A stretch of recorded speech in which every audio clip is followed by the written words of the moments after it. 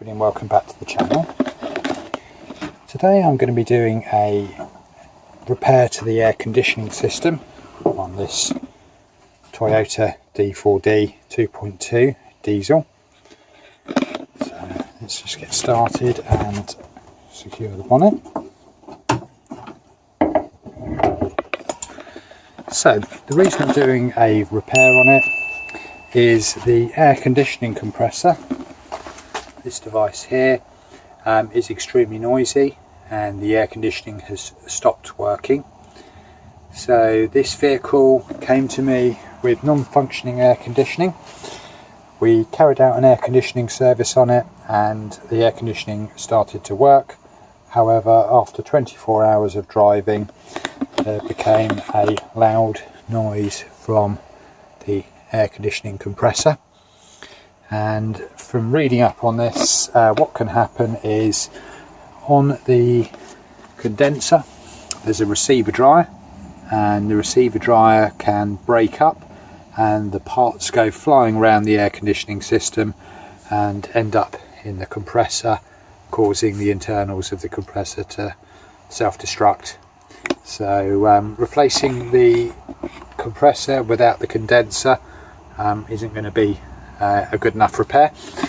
I haven't been able to source a new part for that.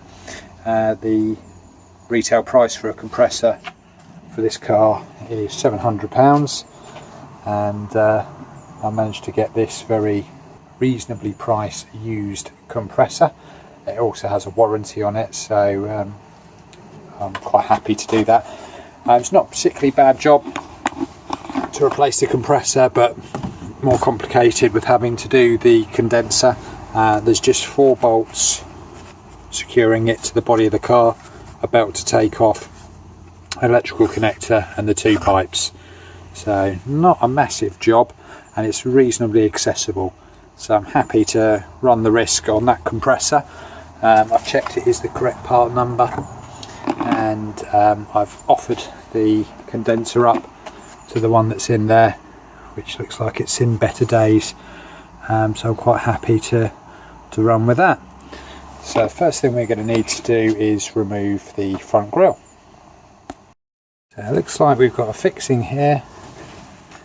This fixing is missing. Another one over here.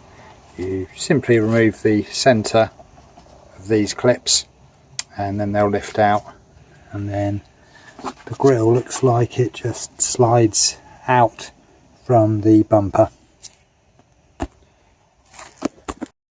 So that's the grille removed. There was a fixing here, there and there, and it just needed lifting out of there.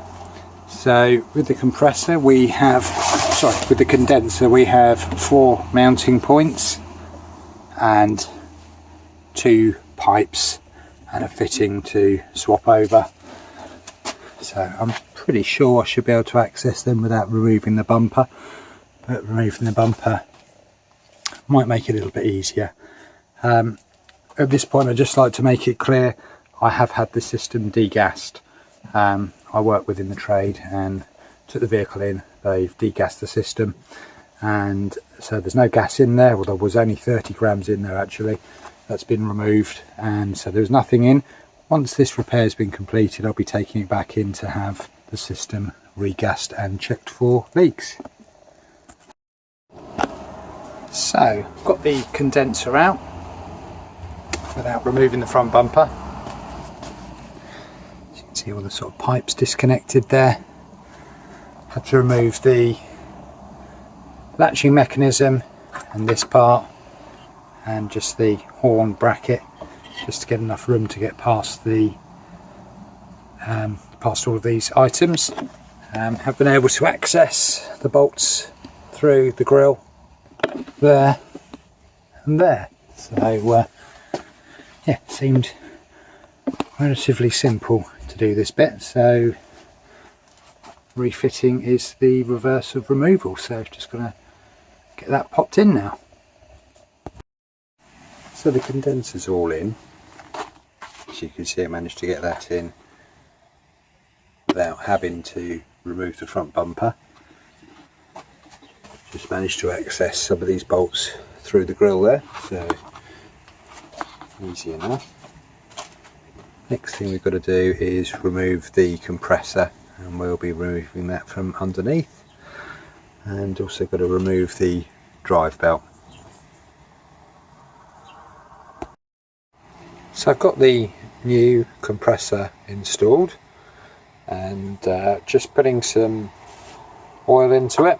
So it's not a lot of information out there, but I believe it's 120 millilitres of plag oil that needs to go into there.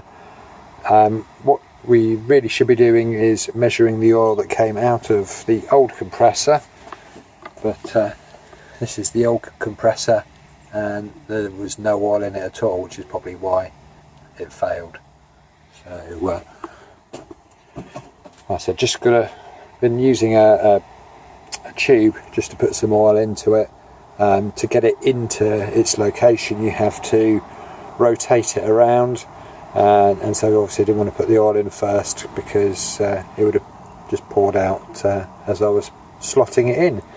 So the bottle I've got is 250 ml, so I've just added half the bottle of pag oil into the compressor.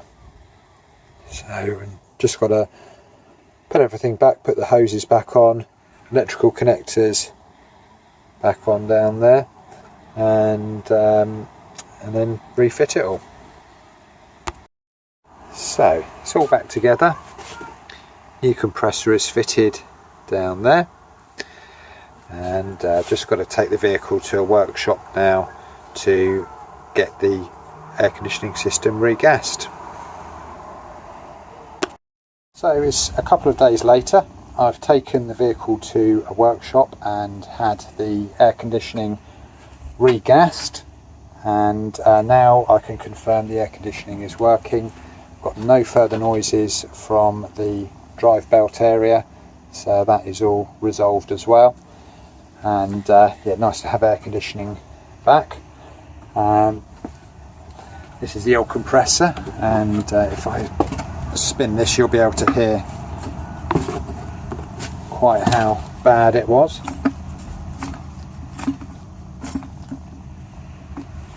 Let's just hold that there.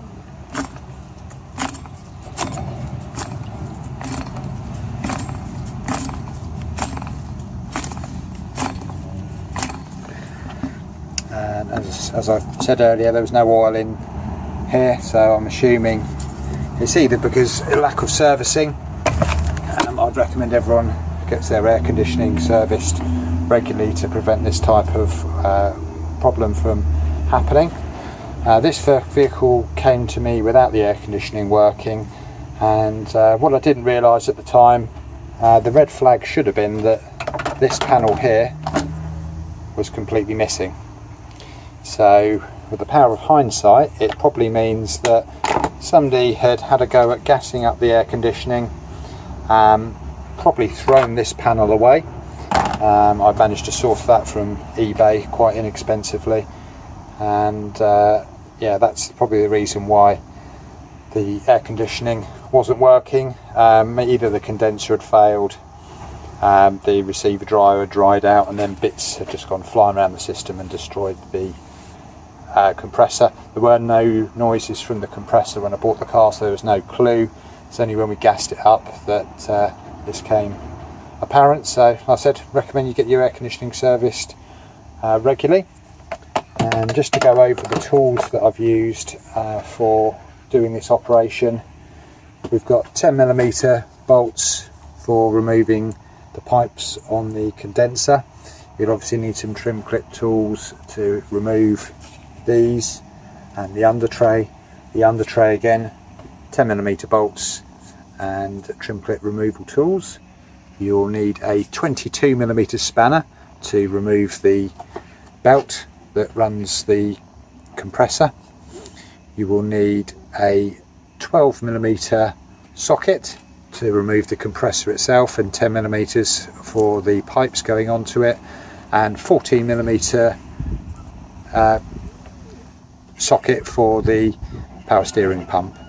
So standard hand tools. You will need a flexi joint and an extension So yeah, nothing particularly bad.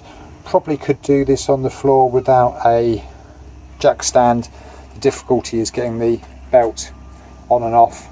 I resorted to taking the under panel off to get to that belt to put it back on, because it was easy to get off, but put it back on it was a bit more difficult. So I hope this has been useful. If you could comment down below with anything else you'd like me to do, and any questions you have, I'd appreciate that.